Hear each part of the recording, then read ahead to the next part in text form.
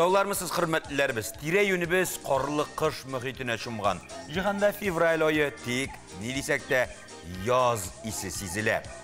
Табигатьнең матурлыгына күзләр камаша, хәтта кояш та юмартрак карый. Яз якынлашуын тасвирлый.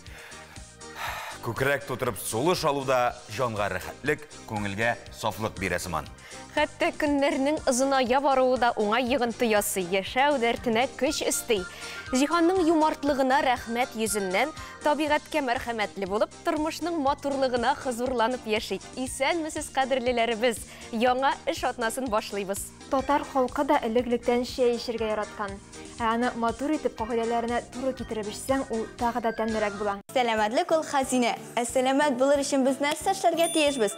Әлбәттә, яхшы тукланырга һәм спорт белән шөгыльләнергә. Халкыбызны уңышлы яшәтү өчен мәдәниятебезне саклау һәм алга җибәрүнең үтә дә әһәмиятле чара икәнен барыбыз да аңлыйбыз. Ныклы мәдәниятебез безнең ныклы киләчәгебез. Мәдәниятебез белән кызыксыну безнең яшәү рәвешенә әйләнсә, бай әдәбиятыбыз да, матур җырларыбыз да, матбугатыбыз да, хезмәт сөючән, тырыш, уңган, тәрбияле халкыбыз да уңышка ирешәчәк. Мәдәни ярдәмче сәхифәсендә хезмәттәшебез Идел Кыямов безне республикабызда барган чаралар белән таныштырып үтәр. Исәнмесез, хөрмәтле телевизор караучылар, мәдәни вакыйгалар белән таныштыруыбызны дәвам итәбез. Бүген уникаль тавышы һәм танылган артистлык таланты белән дөньяны яулаган бөек рус җырчысы Федор Шаляпинның тууына 150 ел тулуны билгеләп үтәләр. Казанда бәйрәм программасы Шаляпин һәйкәленә чәчәкләр салудан һәм шәһәр үзәгендәге Шаляпин урыннарына җәяүле экскурсиядән башлана. Татарстанда юбилей тантаналарының төп үзәкләре Горький һәм Шаляпин музее. Татарстан Республикасы халык уен кораллары дәүләт оркестры опера легендасы Федор Иванович Шаляпинның 150 еллыгына багышланган концертка чакыра. Бу көнне оркестр белән берлектә дөнья музыка сәхнәсенең абруйлы премияләр һәм төрле конкурслар лауреатлары, Мәскәүнең әйдәп баручы опера театрлары солистлары, Россиянең атказанган артистлары чыгыш ясаячак. Май чабу атнасында Алабуга дәүләт музей тыюлыгына алтын болдырда утырдылар дип исемләнгән бәйрәм тамашалары көтелә. Тамашада катнашучыларны май чабу йолалары, бәйрәм уеннары, дәртле флешмоблар, күңелле уеннар һәм ярышлар, таудан шуу, тәмле коймак белән кайнар чәй көтә. Татарстанның Милли музейында май чабу атналыгы узачак. Бу мавыктыргыч костюмлы интерактив уен һәм танып белү программасы казанлыларны һәм шәһәр кунакларын Масленица халык бәйрәме тарихы белән таныштырачак. Аларны уеннар, әйлән-бәйлән уйнау, такмаклар белән күңелле халык бәйрәмнәренең гаҗәеп атмосферасына кертәчәкләр. Татарстан Милли музейында Россиянең, Татарстанның һәм Казакъстанның халык артисты, дирижер һәм педагог Фуат Мансуровны искә алалар. Чара программасында Милли музей фондларыннан Фуат Шакировичның тууына 95 ел тулуга багышланган күргәзмә һәм концерт, илебез һәм чит ил классикасы әсәрләре, Мансуров турында якыннары һәм хезмәттәшләренең истәлекләре яңгыраячак. Әлеге чарада Казан дәүләт консерваториясы һәм Казан музыка мәктәбе укучылары катнашачак. Әлеге чара кысаларында шулай ук кичкенә генә күргәзмә оештыруда күздә тотыла. Әлеге күргәзмәнең төп экспонатлары булып, Фуат Шакировичның кызы Марина Фуатовна Муса Җәлил исемендәге дәүләт опера һәм балет театрының солисты Наталья Васильевна Садыкова аркылы Милли музей фондларына тапшырган экспонатлар торачак. Татарстан Милли музейында татар хор музыкасының 21-нче фестиваль конкурсы концерты була. Быел ул милли мәдәниятләр һәм гореф-гадәтләр елына багышланган. Музейга килүчеләр Әүхәдиев исемендәге Казан музыка көллиятының Дина Венедиктова җитәкчелегендә катнаш хорын иштәчәк. Концерт дөнья күләм танылган бас якташыбыз Федор Иванович Шаляпинның тууына 150 ел тулуга багышланган һәм Татарстан Милли музейында музыкаль пәнҗешәмбе мәдәни яңарту проекты кысаларында үткәрелә. Аяз Гыйләҗев исемендәге Чаллы татар дәүләт драма театры Казанга килә. Галәскәр Камал театры сәхнәсендә иң популяр 3 спектакль: Фәтхи Бурнашның Яшь йөрәкләр музыкаль комедиясе, Айгөл Әхмәтгалиеваның Капка драмасы, Аяз Гыйләҗевнең Болан драмасы. Бүгенгә менә шулар, исән-имин булыгыз. Бүген 13 февраль көнне бөек рус җырчысы Федор Шаляпинның тууына 150 ел тулды. Тиганның Казанда туып үскәнен онытмагыз. Үзенә һәм иҗатына җырчы бик таләпчән була. Берничә сәгать үз тавышын яздыра алган, еш кына аңа интонация ошамаган. Шуңа да карамастан җәмәгать Шаляпинны ярата. Ул сәнгатьнең ике төрен, драма һәм операны берләштергән артист булган. Федор Ивановичқа қадар артистлар сәхнәдә туры гына басып торганнар, ул исә һәр вакыт сәхнәдә хәрәкәт иткән, тулысынча образларга кирип чумган. Опера җырчысының юморт булуы туганнарына һәм дусларына бүләкләр ясарга яратуы хакында да мәгълүм. Санкт-Петербург шәһәрендә Федор Шаляпин яшәгән йорт турында сюжет тәкъдим итәбез. Илебезнең төньяк баш каласы Санкт-Петербургның Графтия урамында җырчы 1914 елда сатып алган һәм алар гаиләсе яшәгән уникаль йорт бүгендә артистның шәхси әйберләрен генә түгел, рухын да саклап тора. Бүген монда аның өендә аның үзенең әйберләре, киемнәре, грим уборнялары, фотолары һәммәсе бик бай. Бу музей оригинал. Менә без монда хәзер торабыз аның грим уборная, монда аның урындыклары, кызгылары, бөтен нәрсә аның кулы тоткан.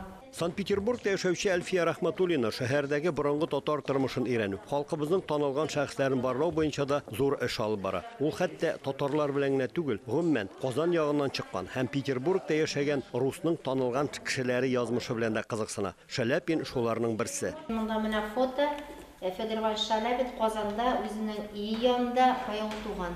Менә бу фото монда. Шуннан соң менә бу витринада да күрсәткән ширкә каяны шукындырганнар. Шуннан соң монда күрсәтелгән и флигель ушы янында ул туган метрическая книга. Бу витринада бик кызык, ләкин монда халат күрсәтелгән. Бу халатны Эмир Бухарский Федор Иванович Шаляпинга бүләк итә. Тарихчыларның әйтүенә караганда, Федор Шаляпин Казанны бик яраткан. Аны еш кына сагынып искә ала. Дусларына анда яшәгән көннәре һәм Казан татарларының тормыш көнкүреше турында гел сагынып сөйли торган була. Без сезнең белән хәзер җырчының аш бүлмәсендә. Федор Иванович Шаляпин Казанда туып, гелдә татар халыгын бик яраткан.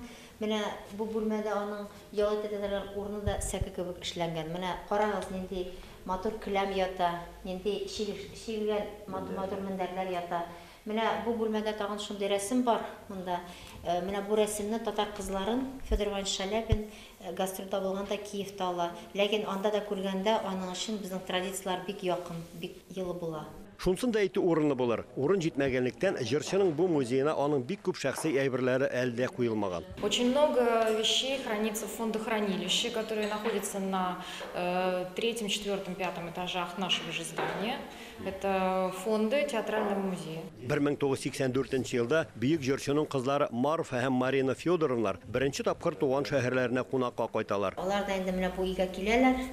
Шуннан соң ошо бүлмәләргә кереп, менә ошо диваннарга утырып, фотоларга төшеп, әтисенең инде рухын искә алалар. Алар ул чакта музейга бүләккә әтиләренең байтак кына шәхси әйберләрен дә бүләк итеп китәләр. Ә менә бу Федор Ивановичның кызлары уйнап үскән һәм могҗиза белән генә сакланып калган курчакның үз язмышы бар. Бу курчак ул фондларда сакланып калган блокада заманнан. Бөтен нәрсәсе аның менә сакланган күлмәкләре ниләре, но ул үзе инде бызыгы. Без табылды инде акча реставраторларга биргән музейны.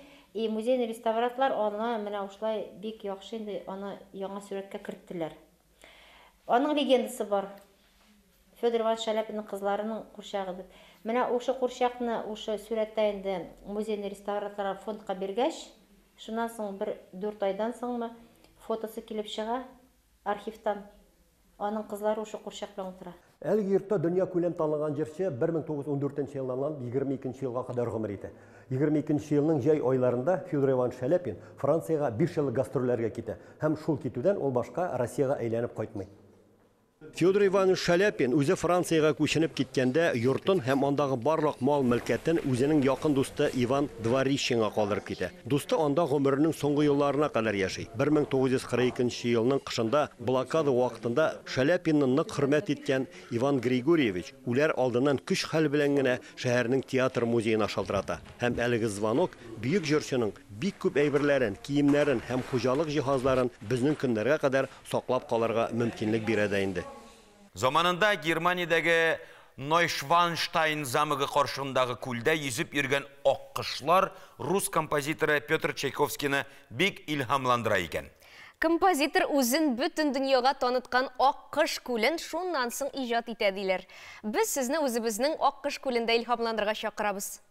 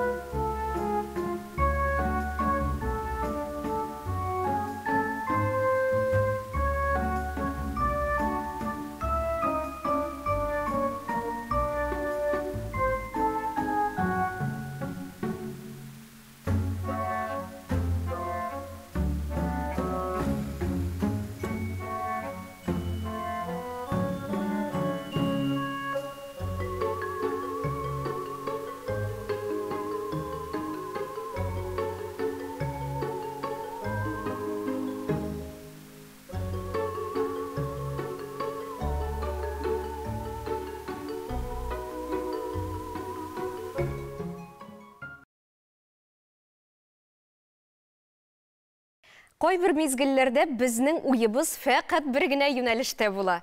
Нәрсә киергә, ничек киенергә, шәчләрне ничек төзәтергә, бизәнергәме, юкмы? Гадәттә мондый сораулар кинога, театрга, тантаналы мәҗлескә җыенганда туа. Модалы тар билле, тар җиңле, иң башлары күпертмәле зәңгәр йон күлмәк яки зур бант тагып озын блузка белән итәк киергәме, башка калфак тагып куяргамы? Шнурлы гади ботинка, яки зур перламутр каптырмалы модный туфли дип тәштәп куй инде. Европаша бик зәвык белән киенергәме, әллә бай татар сәүдәгәрләрне охшатып кием сайларгамы? Саны китсәң, бер дә ансат эш түгел. Гадәттәгечә, белеп ки сәхифәсендә хезмәттәшебез Лилия Гыйззатуллина үзенең киңәшләрен бирер. Лилия, рәхим ит.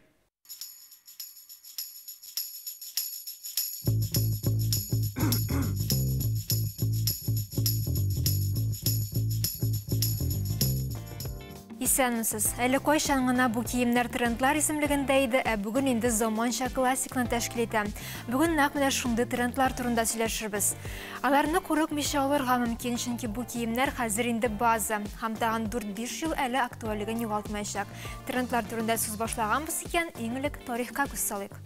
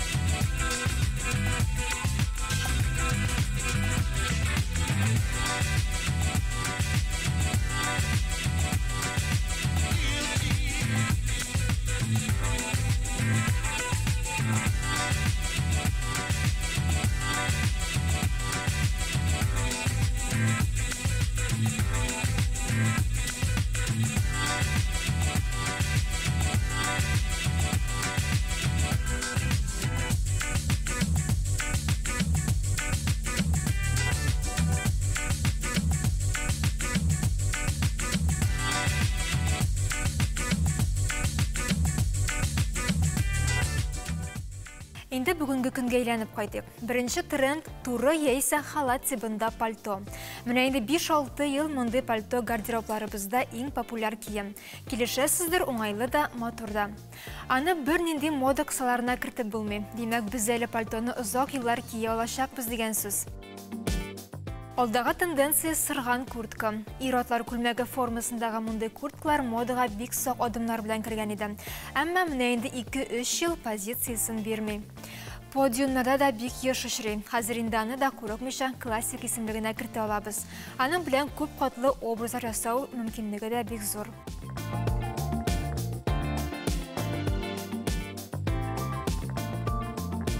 Базы гардеробына шикләнмичә кассуха курткаларны да кертәбез. 10 ел элек мондый өске кием шулай популяр булачак дисәләр, ышанмас идек, әмма базы гардеробына аның нәкъ менә оверсайз форматы керде.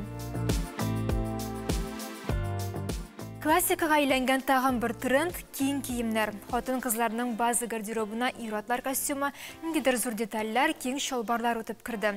Алар белән бик күп төрле образлар ясарга мөмкин. Һәм ул һәр хатын-кызның гардеробында булырга тиеш. Аңлагансыздыр, сыланып торган киемнәр икенче планга күчте. Сәхифәдә нинди генә теманы алсам да, күн сүзе очрамыйча калмый, чөнки ул да хәзер инде классика. Ир-ат күлмәкләре, жакет, шалбар, тренч, итәк, булар барысы да күннән булырга мөмкин. Минимализм яратучылар арасында да ул популярлык казана, чөнки теләсә нинди образны боятып җибәрергә сәләтле.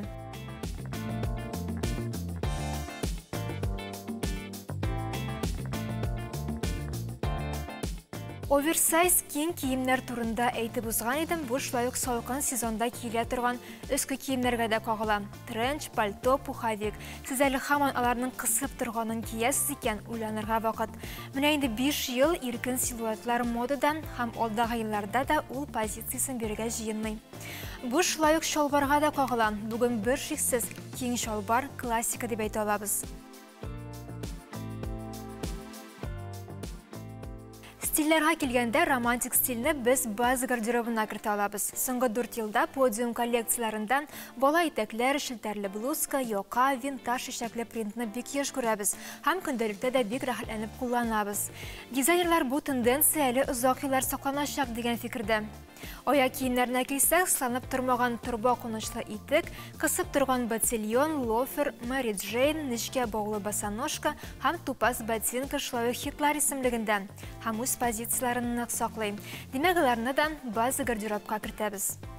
Бүгенге менә шулар, әлбәттә трендлар турында сөйләгәндә, аларның бары трендлар гына булуын онытмыйк. Һәр вакыт үзебезгә килешкәнен, ошаганын сайлау мөмкинлеге бар. Шуңа күрә мин сезгә тәкъдим итәм, ә инде аларны куллану, кулланмау сезнең эш.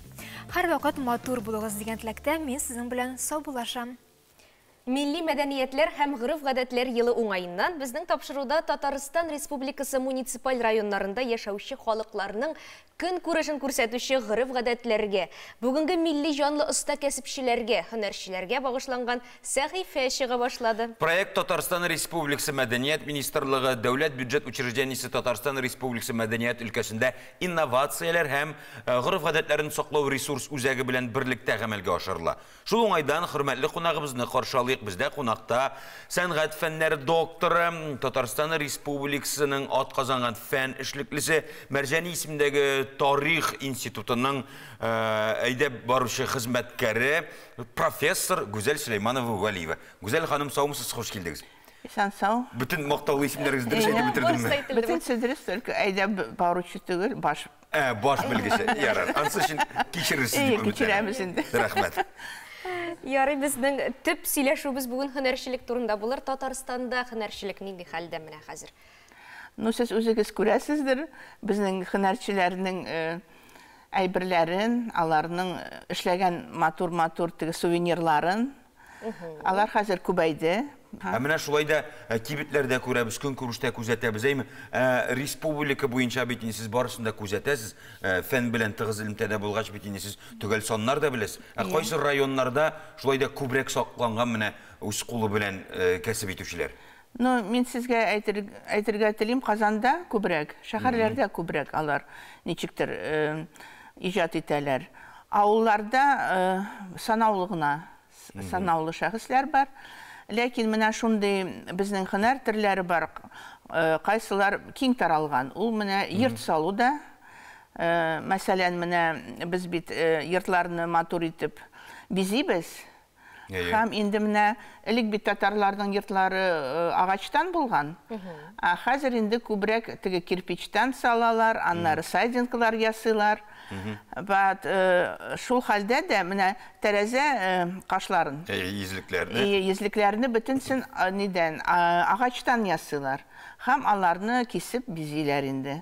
Менә шул агачта кисү дигән сәнгать төре, ул киң таралган, анда бик күп инде безнең һөнәрчеләр дә эшли. Булай менә теге һөнәрчелек остасы сталыгы буенча, аннары теге шундый эшнең бик нәзик булу, шундый эшләр бит бар. Ул бит безнең татарлар, алар бик шундый зак эшләргә яраткан, нәзик бизәкләр ясап, технологияларны эшкәртеп инде. Менә шул мин әйтер идем, шул һөнәр төрләреннән безнең беренче урында каюлы күн тора дип. Каюлы күн, ул безнең читекләр инде матур-матур бизәлгән, аннары теге чуаклар. Хәзер инде безнең модельерлар, монда бит теге халык һөнәрчеләре генә түгел, мастерлары, остазлары түгел, монда хәзер инде безнең профессиональ рәссамлар да эшли. Һәм инде менә теге эстетик зауыктан карасаң, профессиональ рәссамнарның әсәрләре алар ничектер яхшырак та теге сәнгати яктан югарырак дәрәҗәдә торалар. Чөнки алар инде укыган, алар теге төсләрнең ничек бер-берсенә китерү, ничек техникаларны, технологияларны өйрәнеп, алар инде дәрәҗәләре, белемләре югарырак. Безнең мендәрләр турында нәрсә диярсез? Мендәрләр менә как раз каюлы күн орнаментны алар ниткән инде кулланган ләкин алар ясаган теге инде аппликация техникасында. Шундай эшләнмәләр белән тулы музей бармы?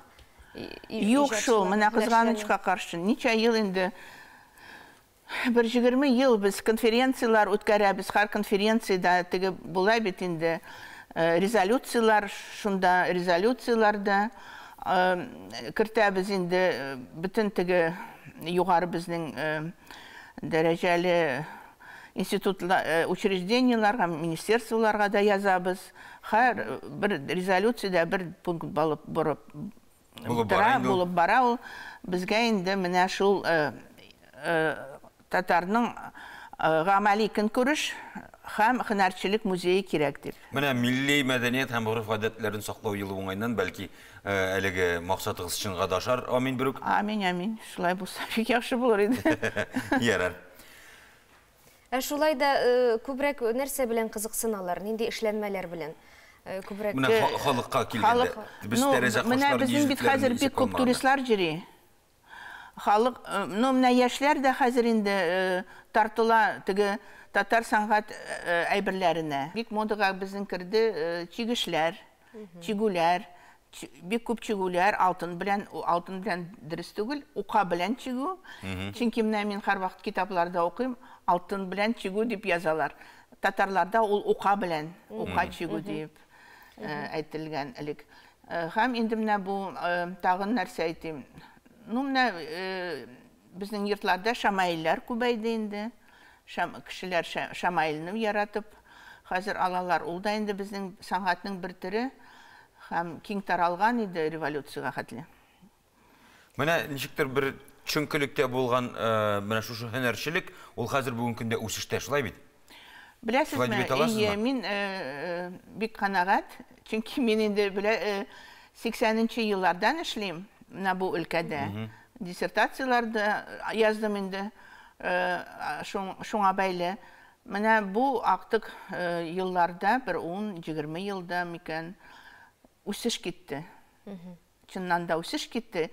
Чөнки менә бу ничектер Казан шәһәре, аннары безнең теге икенче җирләрдә дә күп туристлар йөри һәм халык та үзгәрә бара, ничектер үзенең милләтен ничектер мин кем икән дип, мин нигә булай киенәм, менә хәзер инде мәчетләргә дә йөриләр, теге калфаклар киеп, я театрларга йөриләр калфаклар киеп. Шуңар күрә менә бу безнең сәнгатьнең дәрәҗәсе үсә, гамәли көнкүреш сәнгатьнең. Барыбызны да бик сөендерә. Һәм киләчәктә дә шулай дип дәвам итә күрсен бирүк. Кунакка килгән. Беләсезме, һәр вакыт аңар игътибар кирәк, хөкүмәт игътибары. Чөнки менә теге фестивальләр бик күп хәзер бит Россиядә дә инде күп теге уникальный Россия дигән фестивальләр һәм башкалар. Анда безнең һөнәрчеләрне алып барырга кирәк, күрсәтергә кирәк. Һәм инде менә хөкүмәт ярдәме таләп ителә. Бердәмләшеп эшләсәк, һичшиксез уңышка ирешәчәкбез. Шулай. Сез дә әйттегез, менә кунакка килеп һичшиксез ишетерләр дип өметләнәбез. Сезгә уңышлар теләп калабыз. Кунакка килгән өчен рәхмәт. Сау булыгыз. Татарстан Язучылар берлегендә проза, поэзия, балалар әдәбияты остаханәләренең берләштерелгән утырышы узды. Биредә Татарстан Республикасының Габдулла Тукай исемендәге дәүләт премиясенә кандидатлар тәкъдим итү мәсьәләсе буенча фикер алышу булды. Шунысы төгәл мәгълүм, быел Тукай премиясенә ия булучылар 1 миллион сум алачак. Дөньяда булган яңалыклар белән таныштыруны хезмәттәшебез Алия Сәлимҗанова дәвам итәчәк. Приморье краенда бызга үрмәләү спорты түрі буенча ярышлар узган. Бызга менә альпинизмнан айырылып чыккан яшь экстремаль спорт түрі. Биредә дә спортчылар менә вакытында гәүдәне нык беркетү өчен махсус җиһазлар куллана. Ярышлар Прижевальский кыясының табигый бызында уза. Әлеге трассаны ясар өчен аңа 1 ай дәвамында су кыйып торалар. Иң көчле альпинист исеме өчен илебезнең 7 төбәгеннән 30 спортчы көч сынашкан. Ярышларның дистанциясе 15 метр. Катнашучылар катлаулылык һәм тизлек дисциплинасында ярышкан. Беренче категорияда шикле коридордан чыгарга ярамаса, икенчесендә җиңүче секундомер ярдәмендә билгеләнгән. Лазня перешло в такой более спортивный формат. Бызга үрмәләү спортта мондый ачык табигый шартларда узу хәзер сирәк күренеш. Ул безне бызга менүнең килеп чыккан чорына алып кайта. Менгән вакытта без быздан да, кыядан да үтәбез. Спортчылар әйтүенчә, ярышлар фикердәшләр мөхитендә үтә. Тәҗрибә туплаганнары яшь хезмәттәшләренә ярдәм итә. Бөтен Россия дәрәҗәсендәге бызга менү буенча беренче ярышлар 1981 елда Кавказда, СССРда узган. Мисыр археологлары Саккара некрополендә 4 яңа зиннәтле кабер тапканнар. Аларга 4300 ел. Шахта төбендә казу эшләре вакытында зур известаш саркофагына юлыгалар. Аның эчендә археологлар мумияләштерелгән, алтын яфраклар белән капланган Хекашепес исемле ир-ат җәсәденә юлыга. Хәзерге вакытта ул Мисырда табылган иң борынгы һәм иң әйбәт сакланган мумия булып исәпләнә.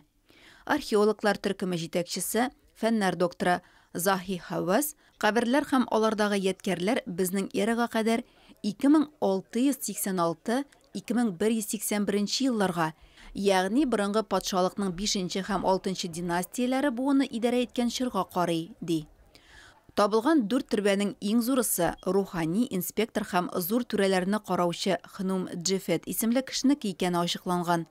Каберләрдә керамика, таш һәм агач сыннар, фрескалар кебек тагын берничә экспонат табылган. 11 пирамида урнашкан Саккара борынгы Мисыр башкаласы Мемфисның некрополе. Хәзер ЮНЕСКО Бөтендөнья мирасы исемлегенә кертелгән. Дию пәрие белән алып батыр 7 көн һәм 7 төн көч сынашалар дигәнне ишеткәнегез бардыр. Чынлыкта да әлеге әкият сюжетын хәтерләткән күренешләр бар. Дию пәрие урынына көрәшче егетләр 7 тәүлек түгел 2 февральдән 4 февраль көненә кадәр. Татарстан Республикасы Көрәш Федерациясы Биек Тауда Сабантуй журналы призына көрәш бәйгесе оештырды. Бу ярышның төп үзенчәлеге шунда. 13-14 һәм 15-16 яшьлек егетләр беренче тапкыр олы мәйданга Татарстан күләмендәге зур ярышка чыгалар. Яшь батырларга ныклы саулык, максатчанлык, уңышлар теләп, киләсе сюжетны карыйк. Биектау районында Сабантуй журналы призына узган бәйгедә 44 районнан 300-гә якын көрәшче катнашты. 2009-10 елгы яшүсмерләр 3 күләмдә бил алышты. Остазлары әйтмешли, бу яшьтә кем көчле икәнен билгеләүе авыр, чөнки очраклылык еш күзәтелә. Көчле дип уйлаган спортчы да оттырып куярга мөмкин. Иң кичкенә яшьтәге көрәшчеләр, 13-14 яшьлек көрәшчеләр 9-10 елгы беренчедән Тиздән безнең бик жараткан балалар журналының 2 елга 100 еллыгы дип әйтергә. Икенчедән 44 командадан 285 көрәшче җыелды. Кичкенә булсалар да, араларында 4-5 ел көрәшкән егетләр бар. Бик мотор көрәш алымнары күрсәтәләр. Безнең календарьга кергән 22 елда бар 26 ярыш. Быелгысы елда 28 була. Аннан соң безнең 10 ярыш зачет булып керә. Бу 5 группа яшьләре буенча аерыла торган көрәшчеләр. Менә шуңа бүген беренче турнир бу старт бирелде. Ачылу тантанасында Россиянең Дәүләт Думасы депутаты Рөстәм Кәлимуллин чыгыш ясады. Ул көрәшчеләргә үзенең теләкләрен җиткерде. Көрәш үсешенә аеруча зур өлеш керткән шәхесләргә федерациянең кул сәгате һәм рәхмәт хаты тапшырылды. Милли спорт юнәлешендә җитди эш алып барыла. Көрәшчеләрнең саны арту шуңа бер дәлил. Кайбер районнардан 2 төркем катнашты. Хөкемдарлар эшчәнлеге дә күз уңаенда тотыла. Федерация безнең семинар үткәрә, судьялар өчен, хөкемдарлар өчен без судьяларны укытып, аларны шушы ярышка әзерләп, шул хөкемдарлар арасыннан иң яхшыларын сайлап алдык. Әлеге ярышларга без күбрәк яшьләр хөкемдарларны сайлап алдык дип әйтергә була. Яшь хөкемдарларны әзерләйбез, киләчәктә инде алар инде алмашка киләләр бит инде, Алла бирсә. 2 көн буена дәвам иткән көч сынашуда төп өстенлек Саба районы көрәшчеләрендә. 2нче урында Кукмара районы. Арчаның яшь көрәшчеләре 3нче урында. Мәртәбәле кунагыбызны каршы алыйк. Галиәскәр Камал исемендәге Татар Дәүләт Академия театры музее мөдире, Дамир Сиражиев исемендәге театраль премия лауреаты. Татарстанның халық артисты, татар сөзі үшінші халықара нәфис сөз телевизион бәйгісінің жюри әғзасы Луара Шакиржан. Яры әлі манзара тапшыру бар, біз театрда көрішіп қатты сөйлешіп алырға да уақыт тапмайбыз. Луара пасаумысыз, қош келдіңіз. Исәнләрмесез, камаллылар айы бүгін студияда.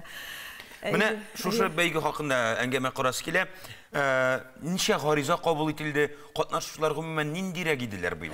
Быйыл 3-нче тапкыр уза инде бу татар сүзе дигән бәйге һәм бик рәхмәт белән искә алырга кирәк тагын бер тапкыр Татарстан рәисе каршындагы шушы туган телне яклау, саклау, үстерү комиссиясының шушы чараны оештыруы һәм шуның ярдәме белән быел менә нәкъ Татарстан яңа гасыр телевидениесе оештырды инде моны бу бик кирәкле чара һәм күренә мин калган икесе белән чагыштырганда да ул үсештә бу бәйге, ул камилләшә, катнашучылар күбәйә һәм географиясы киңәя. Менә Татарстанның бик күп районнары катнашты, бигрәк тә актив дип әйтсәк, Арча, Азнак, Аяктаныш, Балтачлар инде бигрәк матур сөйлиләр, һәм аннан бик күп килделәр катнашучылар. Шулай ук башка республикалар, Башкортстан, Чувашия, Мари Элдан бар, Казакъстаннан һәм хәтта Төркиядән, Италиядан да бар. Димәк, менә дөньяның бөтен шитенә сибелгән татарларга барып иреште. Безнең бу бәйге турындагы игълан һәмалар катнаштылар. Ул бит әле теләүчеләре тагын да күбрәк тораның, әйме? Менә теләп каласың да өлгереп булмый. Былтыр мин үзем дә шулай булдым. Әле быел әле үз иҗаты дигән номинациядә катнашырмын дигәнем жюри булып чыкты инде. Кыскасы катнашучылар бик күп. Киләсе елга катнашырсыз инде алар. Алла бирсә. Һәм гаризалар алар 3100 Білесізме, bu инде бик әйбәт сан. Һәм шуның номинацияларда 10 яшькә кадәр балалар шигърият номинациясында 1200. Бу бит инде безнең киләчәк дигән сүз. Алар шигырь сөйлиләр, аларның сүзе, татар сүзе белән үсәләр, алар менә булар бик шатландыра. Һәм менә шушы 3200дә без инде сайлап алып 30 җиңүчегә генә урын билгеләдек. Бу бик аз әлбәттә. Ул 100 урынга бер кеше дигән сүз бит инде. Бәйге булгач шулай булырга тиеш. Шулай тиеш. Анасы мин хәзергә әйтеп куясым килә, беләсезме? Менә шушы катнашучыларга рәхмәт әйтеп, барыбыз исеменнән дә сез әлбәттә урын турында да уйлыйсың, инде җиңү турында да уйлыйсыңдар бәйгегә катнашканда, ләкин сезнең катнашуыгыз ул инде безнең татар милләте өчен бер зур өлеш. Минем хәтта менә шундый фикер килде, онытмасам әйтермен дидем. Сез татарға, татар милләтенең тегермәненә су куясыз дип әйтәсем килә минем, әйме? Тегермәнгә су куюны аңлап бетермәүчеләр дә бардыр. Ул, димәк, тегермәнгә су килеп торса, су тегермәннәренә ул әйләнә, ул иген тартыла, ашлык була, икмәк була, тормыш бара. Менә шулай итеп безнең татарны саклап калырга ярдәм итүчеләр, бу катнашучылар, барыгызга да бик зур рәхмәт. Сез горурланып яшәгез моның белән. Урын алмасагыз да. Луара, шул бәйгеләр ярдәмендә татар теленең аһәңе, аның сыйфаты сакланачакмы? Әлбәттә, әлбәттә. Алар сизелеп тора. Менә инде әйтеп киттем, без январьның гыйнвар аеның 25-ндә жюри әгъзалары очраштык. 31 октябрьгә кадәр гаризалар кабул ителгән иде инде. Аннан соң аны оештыру комитеты барсында шулай номинацияларга бүлеп, интернет челтәргә элеп, безгә җибәрделәр, без карадык. Һәм инде җыелып без уртак фикергә килдек. Күбебезнең фикерләр һәр вакыт туры килде. Һәркем үзе караганның балалар белән билгеләп бара бит инде. Җибәрелгән видеоларның сыйфаты ничек? Сөйләндерерлекме? Беләсезме? Төрлесе бар әлбәттә. Әмма ләкин мин менә шуларны карагач, балалардан башлап улларга кадәр шушы яшьтәгеләрне 2 яшьтә иң кичкенәсе тел ачылуга шигырь өйрәнгән балакай. Һәм иң өлкәне 96 яшьтә. Менә бик кызык бит, әйме? Һәм менә беләсез, менә мин үзем шәхсән шуларны караганнан соң мин үзебезнең татар халкы шушы нәфис сүз белән, әдәбият белән кызыксынучыларны тойдым. Менә бер милләтнең сулышы булган төсле булды. Аларның әдәбиятны белүләре, репертуар сайлаулары, аларның зәвыклы булулары, аларның әлбәттә инде татарча сөйләшүләре, кемнәрнеңдер үз шивәсе диалекты бар инде. Без аларны үзгәрттермибез, мәсәлән, Төмәннән, үзләренчә кызык татар, алар бит барыбер татар сүзе. Һәм шушы төрле номинацияларда аларны караган вакытта уйлыйсың, барыбер дә татар телен алар белеп үсәләр.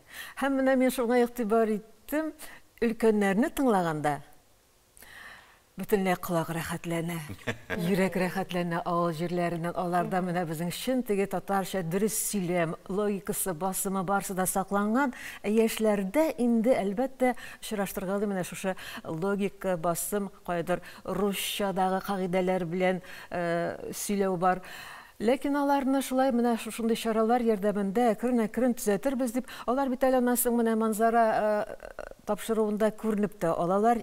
Ел буе барса да бик әйбәт булыр иде, шигырь сөйләүчеләр теле төбәкләрдән аларга карау үзе бер күңелле. Кыскасы, бездә жюри әгъзаларында шундый бер канәгатьлек калды. Зәвык бар, репертуарны сайлый беләләр, киемнәргә игътибар итәләр, музыкаль бизәлеш тә бар. Булар барысы да инде исәпкә алынды, балалар куйганда, бәйләгәндә. Шулай да алдагы катнашучыларга нинди таләпләр куяр идегез? Таләпләр, әлбәттә, biz mümkün bulur idi, bunun bit maksatı da kayadыр әле дәфис сүз сөйләүчеләрне табу, аларның талантына юнәлеш бирү ул бер. Безнең татар әдәбиятын, классик язучыларыбызды, заман әдипләрен пропагандалау, татар сүзе белән әйтсәк, яки тарату, аларны киңәйтү. Шуңа күрә репертуарны киңәйтергә мөмкин булыр иде. Менә мәсәлән Галимҗан Ибраһимов ул тел буенча аның әсәрләреннән шу кадәр күп алырга мөмкин. Ул күрелмәде, әмма Әмирхан Еникинның матур хикәяләре.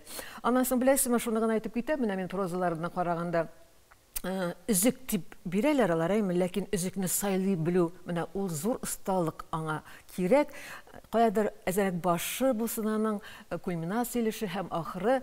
Булай үзек диләр дә алар теләсә кайсы урыннан алып сөйлиләр, анда нәрсә турында бер телле кичкенә генә булса да вакыйга сизелергә, беленергә тиеш. Менә алдагыларда, алдагы бәйгеләргә әзерләнгәндә укытучыларымы, әти-әниләреме шушыңа игътибар итәргә тиешләр. Димәк, бәйге әле дәвамлы булачак. Әлбәттә, шулай булырга тиеш, шулай булсын һәм шул вакытта без үзебезнең татар сүзен югалтмабыз дип уйлыйм. Амин. Булар ханым кунакка килеп, менә кыска гына вакытта бөтенесен дә ашып салып аңлатып бирә алганың өчен рәхмәт яусын. Киләсе елда инде үзегезгә катнашырга насип булсын, Аллага тапшырдык ансын. Теләшедә ел хатын кызы, ел ираты, хатын кыз карашы республика бәйгесенең зона этабы узды. Балташ, Балык биштәсе, Биектау, Саба, Теләше, Питрәш районнарында яшәүчеләр көч сынашты. Бәйгеләрдә катнашу җиңү тантанасыннан да әһәмиятлерәктер мөгаен. Иң мөһиме халкыбыз гөрләсен. Милләттәшләребезнең тормышында булган яңалыклар турында Дәрья сәхифәсендә хезмәттәшебез Ләйсән Гайнуллина сөйләр. Ләйсән, рәхмәт. Хәерле көн, мөхтәрәм тамашачылар, республикабызда һәм чит төбәкләрдә яшәүче милләттәшләребез. Илебездә милләттәшләребезнең бай тарихын һәм халыкның тырышлыгын чагылдырган зур татар авыллары аз түгел. Ульяновскийның зур ширеклесе, Түбән Новгородның Сафаҗае, Мордовияның Белозерьесы, Самараның Галие, Чувашстанның Шыгырданы. Соны китсәң, андый авыллар шактый. Ә бүген безне хәбәрчебез Рамис Сафин Пенза өлкәсендәге 5000-гә якын кеше яши торган Индирка исемле авылга чакыра. Сосновоборский районында 3 татар авылы бар. Индерка, Әлмәш һәм Сәләмәс. Шуларның иң зурсы Индеркада 4560 кеше яши. Авылда 5 мәчет. Авыл халкы сүзләренә караганда, тирә-ягы куе урманнар булган бу якларга татарлар Оренбург якларыннан килеп төпләнәләр. Гасырлар дәвамында хәтта авылның исеме дә берничә тапкыр үзгәрә. Булган биредә күптәнге вакытларда инде яндырлар дигәннәр. Яндырлар ул базлар кебек, канал кебек казыганнар, исендә азыкларны күмә булганнар. Халыкның динле икәне авылга кергәндә үк күренеп тора. Алы юл буена басу капкасы янында Коръән сүрәләре язылган бандерлар куелган. Кибетләрдә спиртлы эчемлекләр сатылмый. Бездә аракалар ниләр юктыр, бездә мусульманнар күбесе бик намаз укыйлар яхшы. Индиркада милләт язмышына, авыл тарихына, анда яшәгән шәхесләргә кагылышлы байтак кына биналар сакланып калган. Шуларның беренчесе 19-нчы гасырда төзелгән Баишевларның 2 кантлы йорты. Архив документларына күз салсак, Мөвин Баишев әлеге йортны салу өчен архитекторны хәтта Италиядән чакырта. Йорт 10 ел төзелә. Әйтүләренә караганда, төзелеш өчен байтак кына тавык йомыркасында кулланалар. Аның башында восьмиугольник иде, знак вечности и мәңге яшәсен дип язылган иде арабский вяз белән. Тирә-юньдә зур калын урманнар булганлыктан, бер туган Баишевлар башлыча урман эше белән шөгыльләнә. Шулар өстенә алар су тегермәне төзиләр, май аерту цехлары булдыралар. Әмма ләкин ни кызганыч, революция елларында Баишевлар гаиләсе әлеге йортны ташлап китәләр. 1922 елдан бирегә мәктәп урнаша. Әлеге йорт каршында гына Баишевларның гаилә мәчете була. Авыл кешеләренең әйтүе буенча, ул елларда Идән мәчеткә җир асты юлы да булган. Шушы урамда тагын бер тарихи бина сакланып калган. Ул 2 гасырга якын тарихы булган авыр язмышлы таш мәчет. Анда совет власти елларында колхоз амбары да, больница да булган. Мин беләм сүткәннәрен дә беләм 37 елны мунарасын ни арка епләр белән тартып алдылар. Гомумән авылда мәчетләр саны елдан-ел артып тора. Авылдагы һәр 5 мәчеттә дә халыкны Коръән серләренә өйрәтәләр, ислам нигезләренә төшендерәләр. 4нче сыйныф укучысы Айнур Ерниев әлеге курсларга 3нче ел йөри. Коръәнне кем әйтмешли су кебек эчә. Икра бисми раббикаллази халак, халакал инсана мин алак, икра ва раббукал акрам, аллази аллама бил қалам. Пенза өлкәсендә татар тормышына һәм динебезгә багышланган байтак кына рус телендәге газетлар чыгып килә. Алар өлкәдә яисә районда гына түгел, авылларда да чыга. Ташкентта халыкара туристик ярминкә узган. Быел чарада дөньяның 30 иленнән 300-дән артык вәкил катнашкан. Форумнар, очрашулар, мастер-класслар 3 көн дәвам иткән ярминкәнең иң зур бизәлеше халыкара туристик күргәзмә булган. Кояшлы Ташкентка юл алыйк, теманы үз хәбәрчебез Сәрвиназ Каримова дәвам итә. Туристик ярминкәнең төп оештыручысы Үзбәкстан Республикасының туризм һәм мәдәни мирас министрлыгы. Быелгы күргәзмәдә үз эшләрен тәкъдим иткән осталар арасында безнең милләттәшләребез дә бар иде. Я выставила свои работы, чтобы наши гости ознакомились с творчеством наших ремесленников. Мин бирегә үз эшләремне алып килдем. Килгән кунаклар безнең декоратив гамәли сәнгать юнәлешендә эшләүче һөнәрчеләр һәм рәссамнар белән танышсыннар. Бу чәй сервизын мин үзем бизәдем. Күрәсез, алар милли тематикада иҗат ителгән. Күз явын алырлык итеп бизәлгән милли стендлар, тәмле ризыклар, күңелле җыр биюләр, милли киемнәр кигән артистлар килгән кунакларны Көнчыгыш әкияте мөхитенә алып кереп киттеләр. Наш регион является многонациональным и Безнең регион күп милләтле. Татарлар безгә кунакка килә, монда яшәүчеләр дә шактый. Шулай ук бездә татар сәнгать үзәге эшли. Күптән түгел Татарстан Республикасының рәисе Үзбәкстанда Казан Федераль университетының филиалын ачты. Мы с Татарстаном очень близко сотрудничаем, у нас очень хорошие отношения. И Рустам Нургалиевич неоднократно посещал Узбекистан и делегация Татарстана. Без Татарстан белән тыгыз бәйләнештә. Рустам Нургали улы бездә еш кунакта була. Татар делегациялары килеп тора. Без моңа бик шат. Казан белән Самарканд, Ташкент рейслары элегрәк атнасына 1 тапкырына йөри иде. Хәзер 3 тапкыр. Вагоннар 2 якка да тулы кайта. Миңа калса, безнең бердәмлек алга таба да үсәчәк. Без Татарстанда яшәүче дусларыбызны кунакка чакырып калабыз. Күргәзмә 10 меңнән артык кунак җыеп, барлык башкала халкы һәм кунаклары өчен шиң бәйрәм булып үтте. Бүгенге җиткерәсе мәгълүматлары менә шулар иде. Исән-имин булыгыз.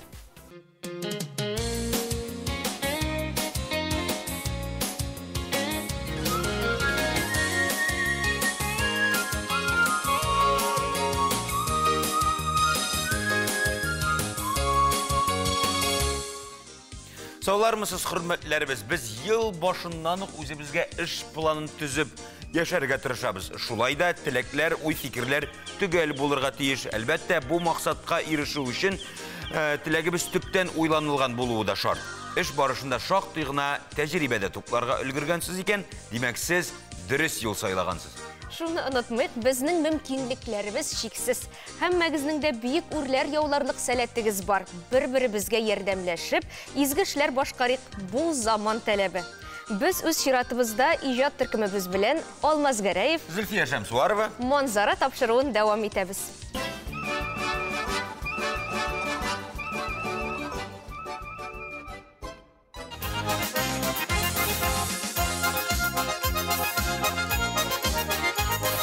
Бүгін кішілік дүниясында тағын бір матур бәйрәм белгіләп үтілі.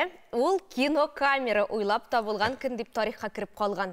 Бұл тылсымлы жайланманы Францияда яшаучы абыйлы інілі люмьерлар ойлап тапқан. Кинокамера кішілік дүниясына бір-бірсі білен оралашу үшін, түрлі қызықлы мәғлумат алу үшін қолланыла. Халыққа қызықлы фильмнар түшіру үшінде бик оңайлы жайланмау, видеокамераға түсірілген фильмнар тапшырулар аша, біз өзіміз үшін не қадар ашышлар ясыйбыз, яңалықлары білен танышабыз.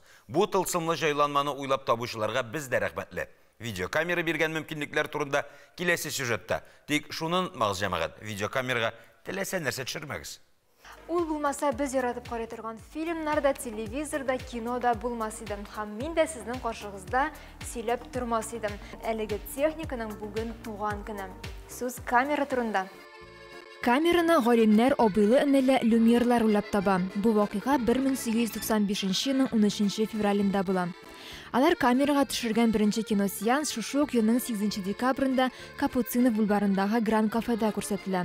15 минутлык бу фильм «Прибытие поезда на вокзал Ла Сиота» дип атала. Әлеге вакыйгадан соң кешелек тарихының яңа дәвре башлана.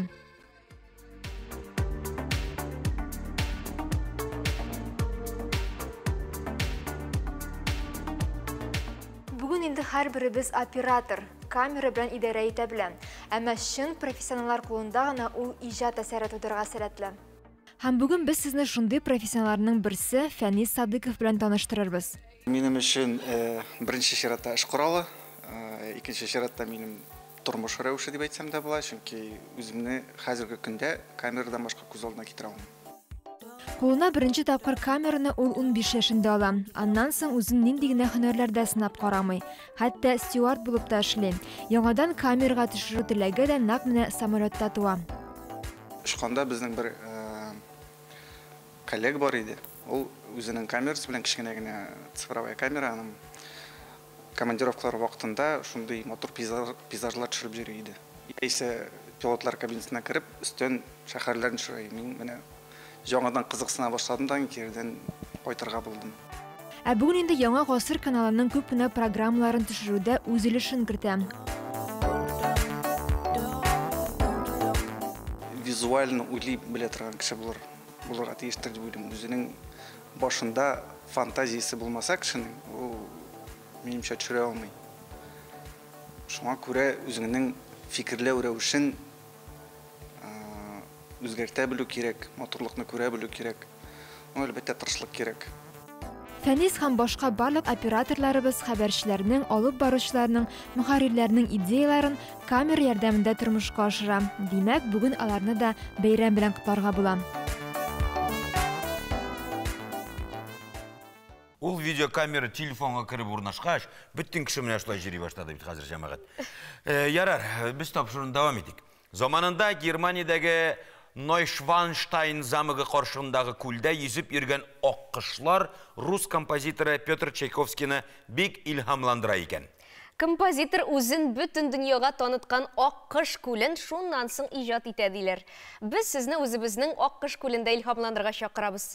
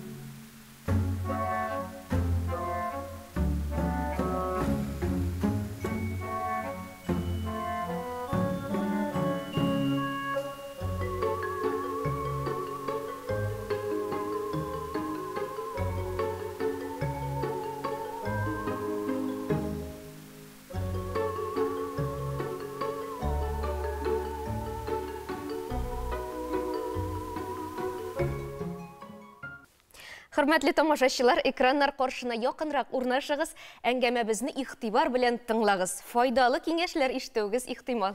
Чөнки бүген бездә кунакта балалар табибы Чулпан Хаянова. Чулпан, саумсыз, хуш килдегез. Исәнмесез. Кайнар сәламлибез сезне. Ни өчен балалар еш авырый икән? Шуның турында сөйләшик әле. Бу сорауга без инде көндә җавап бирәбез. Әтиәниләр безгә мөрәҗәгать итә һәм без әтиәниләргә кайгырмагыз, сау сәламәт бала елына берничә тапкыр ОРЗ, ОРВИ белән авырырга тиеш дип аңлатабыз. Ни өчен бу шулай була? Чөнки баланың әле иммун системасы ныгып җитмәгән. Һәм бала үзенең яшәү дәверешендә берничә тапкыр вируслар, бактериялар белән күзгә-күз очраша һәм аның организмында инде антитанчиклар барлыкка килә. Әгәр дә сез баланың авыруыннан куркып, балалар бакчасына җибәрмисез икән, бу бер дә яхшы әйбер түгел. Чөнки бу этапны сез кайчанда булса узарга тиеш. Әйе. Әгәр дә җибәрәсегез килмәй икән, атнага 2-3 мәртәбә түгәрәкләргә бирергә була. Менә балалар бакчасына йөрмәгән балалар, алар башлангыч классларда шулай ук авырыйлар. Моннан куркырга кирәкми. Иртәме соң ул бар бит җәмгыять белән элемтәгә керәчәк. Ул медицина телендә әйтсәк, коллективный иммунитет дип атала инде. Шул иммунитетны тагын да менә ничек ныгытып буласы? Ныгытыр өчен монда беренчедән инде балалар бакчасына барганда әзер булырга тиеш. Өйдә утырган баланы әзерләргә кирәк. Без бит инде менә беренче көннәне 1-2 сәгатькә дибез. Аннары баланы бит инде урамда ешырак йөрергә кирәк дибез. Һәм менә әтиәниләр күп ялгышлык эшләр. Өйдә баланы киндерәләр. Беренче кат носки киертәләр. Артык. Аннары өстәлдә торган суны җылытып эчертәләр. Менә шушы ялгышлыкларны без эшләмәсәк, бала безнең авырмаячак. Гомумән бүтән юнәлештәге сорау, диңгезнең файдасы бармы балаларга? Әлбәттә, диңгезгә барасы килеп китәме? Чөнки ни өчен диңгезнең файдасы? Беренчедән, диңгез һавасында бик күп микроэлементлар бар. Икенчедән, диңгез суы ул вирусларны, бактерияларны юк итә. Тузлы су инде бу, һәм менә диңгез ярында булган бала ялан тәпи йөрергә тиеш. Бу микромассаж дип атала. Бу шулай ук иммун системасын ныгытуның бер этабы. Һәм D витамины турында да онытып бетермәскә кирәк инде. Балалар ел буена җитәрлек D витамины җыеп кайталар. Менә үзенә күрә бер санаторий кебек бит инде балалар. Ничә көн менә шул файдалы диңгез тәэсирен кабул итеп өлгерергә кирәк? Кимендә 10 көн булырга тиеш без. Диңгез 10 көн. Хәзерге вакытта ротавирус белән дә азапланалар. Аның хәлне җиңеләйтү өчен гомумән нинди усуллар кулланырга икән? Ротавирус ул безнең бүгенге көндә бар. Моның иң беренче усулы ул вакцинация. Күп кенә әтиәниләр моның турында белмиләр, чөнки безнең календар профилактических прививок Российской Федерации бар, ул анда кертелмәгән. Менә безнең Российской Федерациядә ул әле юк, чит илдә инде ул бар. Һәм без прививканы балага 6 атна булуга ясыйбыз. Һәм 12 атна булганчы без аны ясарга тиешбез. Ни өчен инде бу менә шушы кичкенә балаларга ясала? Чөнки халык телендә бит инде ул кишечный грипп дип атала менә шушы ротавирус. Ул инде югары температура, эш китү, бала күп мәртәбә кысарга да мөмкин бит инде. Һәм баланың организмы обезвоживание дип әйтәбез без медицина телендә. Һәм бу шуның белән куркыныч. Кичкенә балалар еш кына больницага эләгәләр. Димәк, прививка ясалмады ди. Беренче дәвалану чараларын. Әгәр дә сезнең балагыз авырды икән, кичкенә бала белән өйдә калырга ярамый. Мөрәҗәгать итәргә кирәк, әлбәттә. Һәм бу күңелсез моментлар булмасын өчен балага прививка ясатырга кирәк. Без инде спортның, сәламәт тормыш алып баруның һәм дөрес туклануның шулай ук сәламәтлеккә файдалы икән бик яхшы беләбез. Менә шушы юнәлешләрдә яңалыклар юкмы әле? Чөнки без ул 5 төрле ризыкны инде аңлыйбыз, вакытында йоклау, вакытында тору, физик күнекмәләр ясау, менә шул юнәлештә нидә булса яңалыклар бармы? Яңалыклар ул һәр вакытта барлыкка килгәндә, шуңа күрә менә монда спортка килгәндә без инде әтиәниләргә әйтәбез, сез үз фикерегезне түгел, баланы тыңларга тиеш дип әйтәбез инде. Һәм табибларга мөрәҗәгать итәргә кирәк, чөнки менә күз күреме начар булган балаларга безнең окулистлар, офтальмологлар күбрәк инде бассейн, бадминтон киңәш итәләр.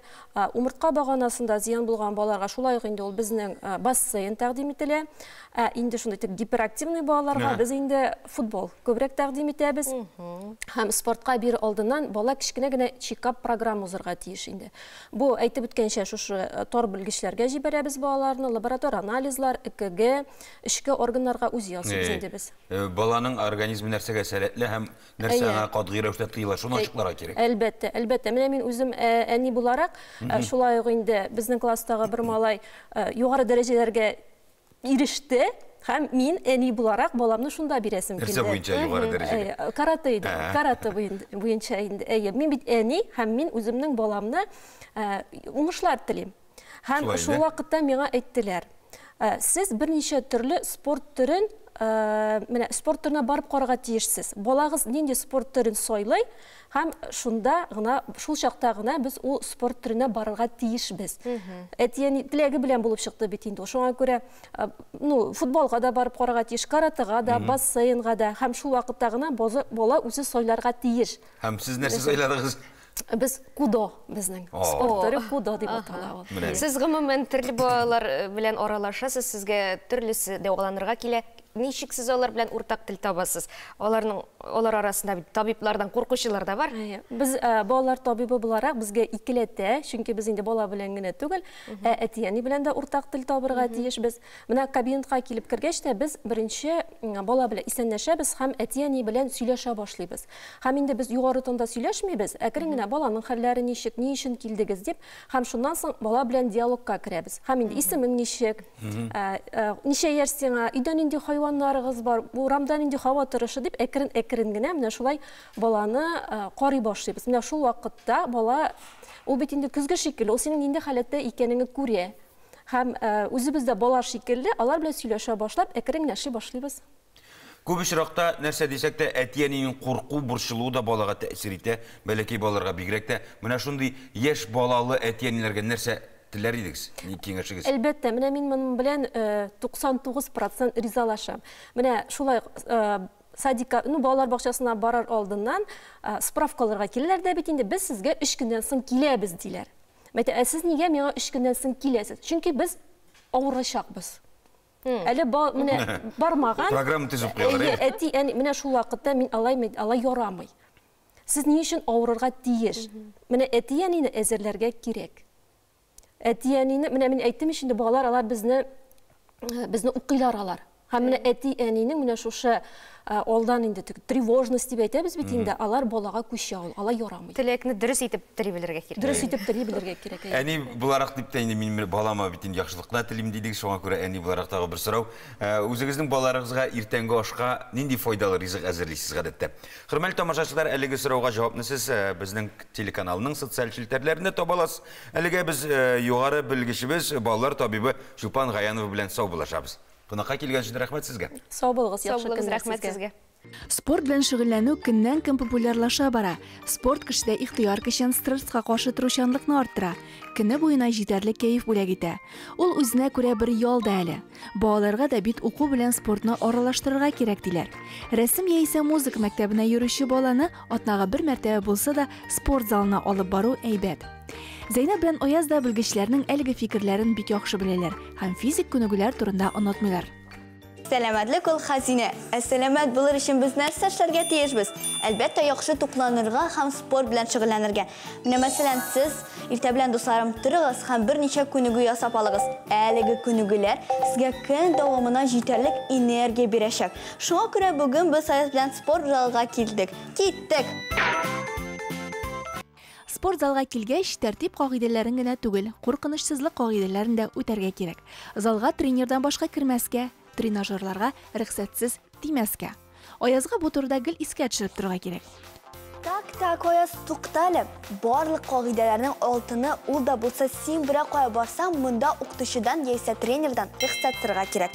Менә монда син кирдең дә барлык әйберләрне айкый башладың. Булай эшләргә ярамаес. Шулай спорт залда рөхсәтне тренердан сорарга кирәк.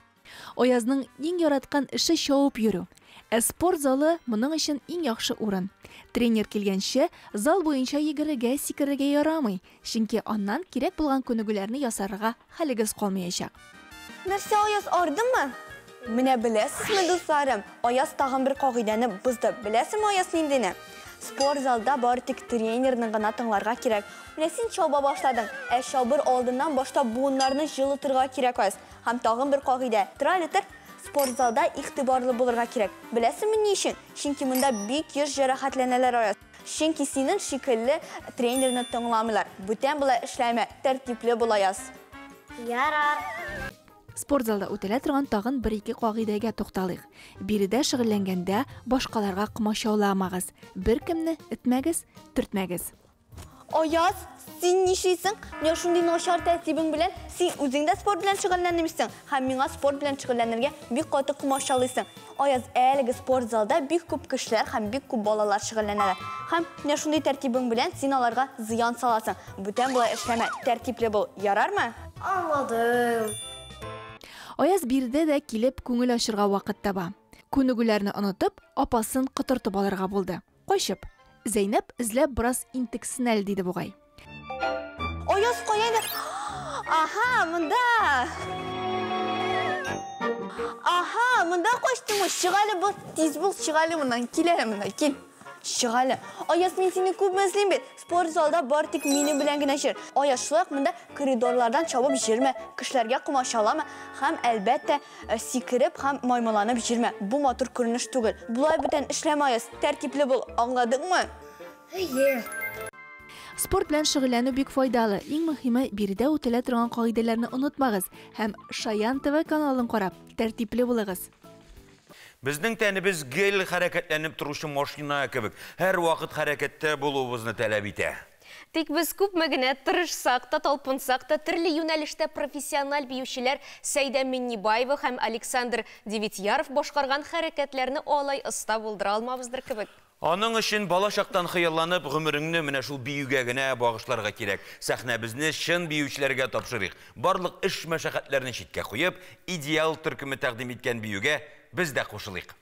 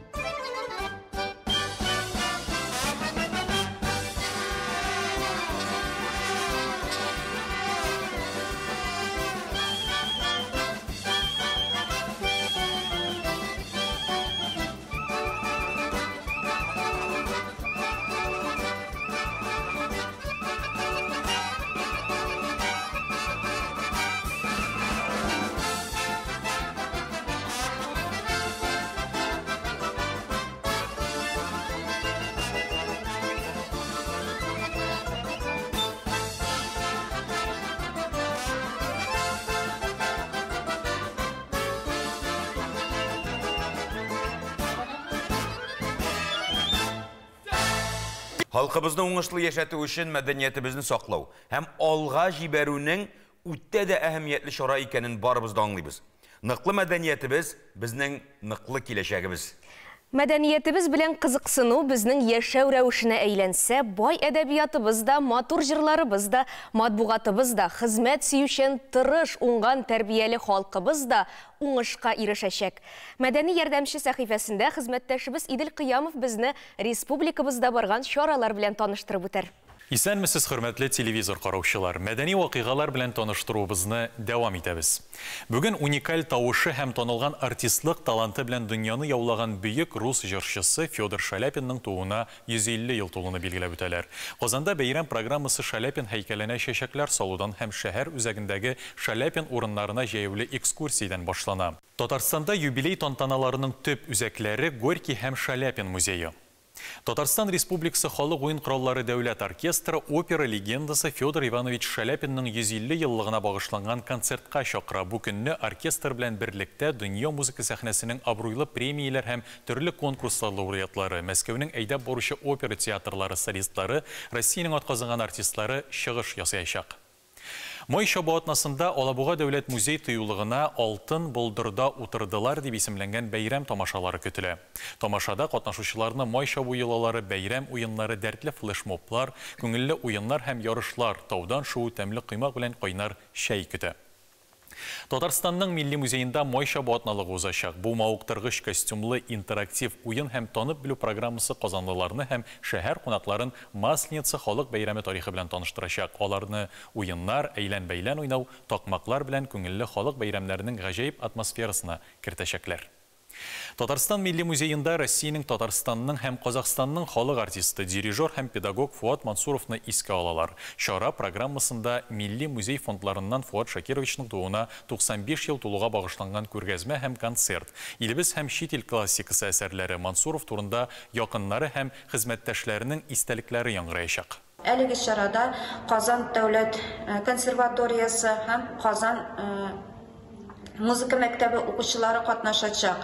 Әлеге чара кысаларында шулай ук кичкенә генә күргәзмә оештыруда күздә тотыла. Әлеге күргәзмәнең төп экспонатлары булып, Фуат Шакировичның кызы Марина Фуатовна Муса Җәлил исемендәге дәүләт опера һәм балет театрының солисты Наталья Васильевна Садыкова аркылы Милли музей фондларына тапшырган экспонатлар торачак. Татарстан Милли музейында татар хор музыкасының 21-нче фестиваль конкурсы концерты була. Быел ул милли мәдәниятләр һәм гореф-гадәтләр елына багышланган. Музейга килүчеләр Әүхәдиев исемендәге Казан музыка коллегиятының Дина Венедиктова җитәкчелегендә катнаш хорын иштәчәк. Концерт дөнья күләм танылган бас якташыбыз Федор Иванович Шаляпинның тууына 150 ел тулуга багышланган һәм Татарстан Милли музейында музыкаль пәнҗешәмбе мәдәни агарту проекты кысаларында үткәрелә. Аяз Гыйләҗев исемендәге Чаллы татар дәүләт драма театры Казанга килә. Галәскәр Камал театры сәхнәсендә иң популяр 3 спектакль: Фәтхи Бурнашның Яшь йөрәкләр музыкаль комедиясе, Айгөл Әхмәтгалиеваның Капка драмасы, Аяз Гыйләҗевнең Болан драмасы. Бүгенгә менә шулар. Исән-имин булыгыз. Татарстан язучылар берлегендә проза, поэзия, балалар әдәбияты остаханәләренең берләштерелгән утырышы узды. Биредә Татарстан Республикасының Габдулла Тукай исемендәге дәүләт премиясенә кандидатлар тәкъдим итү мәсьәләсе буенча фикер алышу булды. Шунысы төгәл мәгълүм, быел Тукай премиясенә ия булучылар 1 миллион сум алачак. Дөньяда булган яңалыклар белән таныштыруны хезмәттәшебез Алия Сәлимҗанова дәвам итәчәк. Приморье краенда бызга үрмәләү спорты төры буенча ярышлар узган. Бызга менү альпинизмнан айырылып чыккан яшь экстремаль спорт түрі. Биредә дә спортчылар менү вакытында гәүдәне нык беркетү өчен махсус җиһазлар куллана. Ярышлар Прижевальский кыясының табигый бызында уза. Әлеге трассаны ясар өчен аңа 1 ай дәвамында су кыйып торалар. Иң көчле альпинист исеме өчен илебезнең 7 төбәгеннән 30 спортчы көч сынашкан. Ярышларның дистанциясе 15 метр. Катнашучылар катлаулылык һәм тизлек дисциплинасында ярышкан. Беренче категорияда шикле коридордан чыгарга ярамаса, икенчесендә җиңүче секундомер ярдәмендә билгеләнгән. Лазня перешло в такой более спортивный формат. Бызга үрмәләү спорты мондый ачык табигый шартларда узу хәзер сирәк күренеш. Ул безне бызга менүнең килеп чыккан чорына алып кайта. Менгән вакытта без быздан да, кыядан да үтәбез. Спортчылар әйтүенчә, ярышлар фикердәшләр мөхитендә үтә. Тәҗрибә туплаганнары яшь хезмәттәшләренә ярдәм итә. Бөтен Россия дәрәҗәсендәге бозга менү буенча беренче ярышлар 1981 елда Кавказда, СССРда узган. Мисыр археологлары Саккара некрополендә 4 яңа зиннәтле кабер тапканнар. Аларга 4300 ел. Шахта төбендә казу эшләре вакытында зур известаш саркофагына юлыгалар. Аның эчендә археологлар мумияләштерелгән, алтын яфраклар белән капланган Хекашепес исемле ир-ат җәсәденә юлыга. Хәзерге вакытта ул Мисырда табылган иң борынгы һәм иң әйбәт сакланган мумия булып исәпләнә. Археологлар төркеме җитәкчесе, фәннәр докторы Захи Хавас, каберләр һәм алардагы ядкәрләр безнең эрага кадәр 2686-2181 елларга, ягъни борынгы патшалыкның 5 һәм 6 династияләре буыны идарә иткән чорга карый, ди. Табылган 4 төрбәнең иң зурысы рухани инспектор һәм зур түрәләрне караучы Хнум Джефет исемле кешенеке икәне ачыкланган. Каберләрдә керамика, таш һәм агач сыннар, фрескалар кебек тагын берничә экспонат табылган.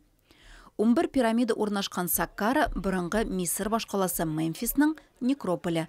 Хәзер ЮНЕСКО бөтендөнья мирасы исемлегенә кертелгән. Мин күңелне күтәреп җибәрүче, җанны иркенәйтүче, арганлыкны бетерүче, зиһенне ачучы, ялкаулыкны куучы һәм тәнне сафландыручы бер тылсым беләм. Тагы куркыта башладың әле син мине. Әйдә чәйшәбез. Ашыйсы килсә дә, арсак талсак та, кәйфебез кырылса да, сөйнеш шатлыклар ташып турса да, без шушы мөгъҗизалы эчемлеккә мөрәҗәгать итәбез. Татар колагы катканчы чәйшә дигән әйтем бар.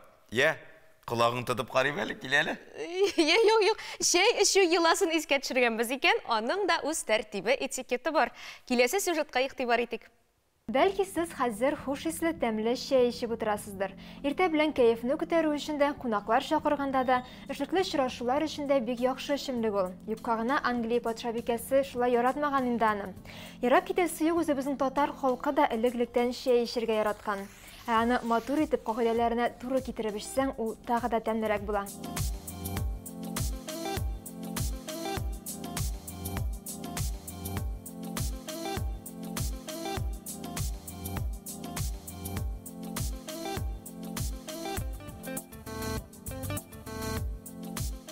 Гадәттә чәйне шикәр белән эчәбез. Аны махсус кыскычлар белән алырга кирәк. Һәм чынаякка әкрен генә салырга.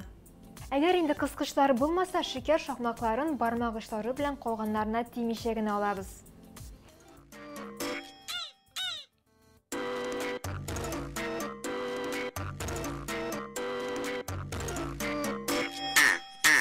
Уйланганыгыз бармы, чәйне ничек булгатсаң дөрес була икән? Гадәттә без кашыкны бер якка таба әйләндерәбез. Әмма күпләрегез өчен хәзер ачыш булыр, аны бары тик уңга сулга йөртеп булгатасы икән. Һәм кашыкны тәлинкә кырыена алып куясы. Чәй янына гадәттә лимон да бирелә. Лимон кисәкләрен дә махсус чәнечке белән алыгыз. Аны чынаякта калдырырга мөмкин. Яисә инде тәлинкәгезгә алып куегыз.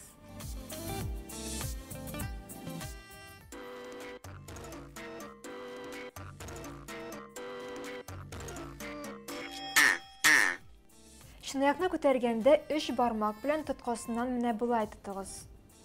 Тәлинкәсен өстәлдә калдырырга мөмкин. Әгәр инде кулыгызга алсагыз, сул кулыгызга тотыгыз. Чынаяк уң кулда булырга тиеш. Һәм ашыкмыйча гына эчегез.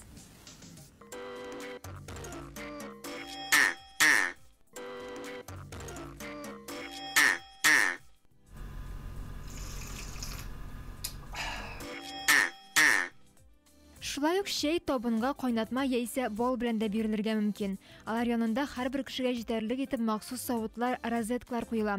Аны ваза янына якын китереп, үзеңә җитәрлек итеп салып алырга мөмкин. Ә менә кайнатманы чәйнең үзенә салып эчү дөрес түгел. Чәйләрегез тәмле булсын. Аула гыйләр, кичке уеннар, берсе дә уен җырсыз, гармонсыз үтмәгән. Безнең күңелгә якын моңнар белән тулы манзара тапшыруы да калышмый. Бүген бездә кунакта баянчы Нияз Сафиуллин. Niyaz selam, hoş geldin. Hayırlı gün. Nişi halleriniz? Allah'a şükür. Bayanшының битинданың yolu яки балашақтан ойнай башлайды, яки өзі күтмәгәндә генә оқу йортына керә, я училище, консерватория, яки инде педагогик институт тәмамлап чыга. Син икенчек башланды. Балашақтанмы, әби бабайданмы, әтидәнме? Мен бәләкәй чактан ук 5 яшьтән уйный башлаганмын гармунда, 2 рәтле гармунда. Баулы шәһәренә йөреп авылдан, мен инде үзем Баулы районыннан, Яңа Шүте дигән авылдан, шуннан 50 километр атнасына 3 тапкыр йөреп, музыка сәнгать мәктәбен тәмамладым. Һәм инде укуны бетергәннән соң инде озакта уйламыйча Татар дәүләт гуманитар педагогика университетының музыкаль факультетына укырга кирдем. Шуны бетердем. Менә 5 яшьтән 2 рәтле гармунда уйный башлау. Ансы кайын килгәнсең? Димәк, гаиләдә гармун булган, яки сыратып алгансың үзең? Безнең әтинең элек бит инде атлар чабышы булган. Шунда ат чабып беренче урын алганнан соң хрумка баяны белән әйткән булганнар, мин шуны туздырып гармунда уйнарга өйрәнгәнмен. Сезнең беренче. Менә бер дә сәләте булмаган кешене баянда өйрәтеп буламы икән уйнарга? Бер дә сәләте, теләге булса әгәр дә була, теләге булмый икән инде булмый. Менә син димәк 5 яшьтә өйрәнә башладым дигәне, ансы инде колакка ишетеп өйрәнә башлагансың. Мин инде 5 нота белмәгәнсең бит 5 яшьтә. Юк, нота белмидем. Мин 5 яшьтә сәхнәгә чыгып, авыл сәхнәсендә, район сәхнәсендә җырлаганмын инде. Гармун белән. Ул вакытта үзегез уйнап, үзегез җырлап. Мин 4 яшьтә бәлкем өйрәнгәнмендер дә инде. Мин точно теген иләргә хәтерләмим. Субханалла. Үзеңә ничек уйнау рәхәтрәк? Менә шул колакка ишетепме яки нота буенчамы төрле музыкантлар бар бит. Менә туйга барасың бит инде, юбилейга барасың. Анда бит син нота эзләп утырмыйсың, шуңа күрә тиз генә слухка Kulağını tizerek eşke jigasin da oyunu başlaysın. Demek ki ikisini de bulduralım. Yara, aferin. Siz bugün big motor boyan alıp gelgensiniz. Biz de mene şuna biz hani senin yanına dostun edip oturduk koyduk. Jilek tüsünde. Tüsü bizde bir kızık Niçin kızıl ol? Bütün kişiden ayrılıp durur şimdi bizim. Kızıl bayanlar köp, no menamında jilek tüsündeki bayan yok hali bir kimdedir. Jilek? Bu senin jileğin demek değil mi? No, jilek TV'sin kuşmuş olmaz indi. Bayançını da bitinde burnu ayakları aşatkan kebek şular ayak aşata koyagına barıga turur kilmi. Kimler bilengini aralaşırga turur kilmi. Nindigine jırşılarga, nindigine konaklarga oynarga turur kilmi mi? Mene rahatlanıp totarşa siptirip jırlıylar mı? Nidi repertuar köbrek jırlavçılarda? Hazır nişik dep aytayım, халыкка bayan formatına köşe başladılar şuna göre bayan бүгүнкү күндө ничек деп айтайм, русча айтканда востребованный. Элекеге азыр дыңгырдан халык туйды. Шуңа көрө халык рахатланып гармунга жырлый азыр. Үзе жырлый. Яшьләре дә жырлый, өлкән яшьтәге кешеләр дә шуңа көрө. Башкаларга өйрәтү теләге юкмы сездә? Мин мәктәптә укыттым. Түземлегим җитәлмәү сәбәпле, теге озак укытып булмады, шуңа күрә бит инде бәлки ул мөрәҗәгать итүчеләр бардыр, дусларыгыз арасында да өйрәтәләр. Мин каршы килмим, берсенә дә кемнәр килә, барсында өйрәтәм. Үзең нинди репертуарга өстенлек бирәсең? Элек без классика әсәрләр уйныйдык институтта укыганда, аннары әкрен-генә эстрадага күчә барган сайын инде татар эстрадасы җырларын, татар халык җырларына өстенлек бирәм. Элеккеге җырларына. Һәм бүген син безгә татар халык көйләренә тизмә белән килдегәйме? Нияз, рәхмәт. Бармакларың һәр вакыт исән сау булсыннар, аякларың йөреп торсын, эшеңдә уңышлар. Без үз чиратыбызда хәзер манзараның сәхнәсен сиңа тапшырырбыз. Рәхмәт.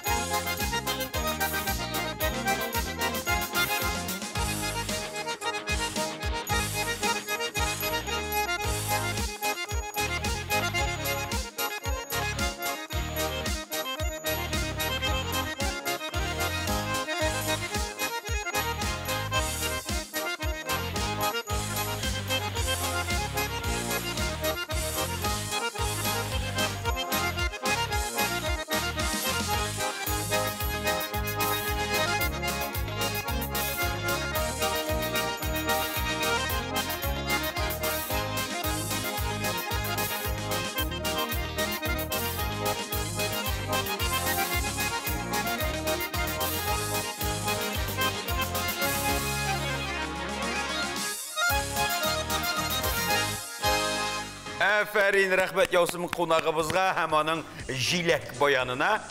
Китапның һәр битен тәфсилләп укырга яраткан кебек, тормышның да һәр мизгеленнән тәм табып яшик. Бүгенге без сезнең белән саубулашабыз. Иртәгә гашыйклар көне. Зөлфия килергә онытма. Киләсе очрашуларга кадәр сау булыгыз, хөрмәтләребез.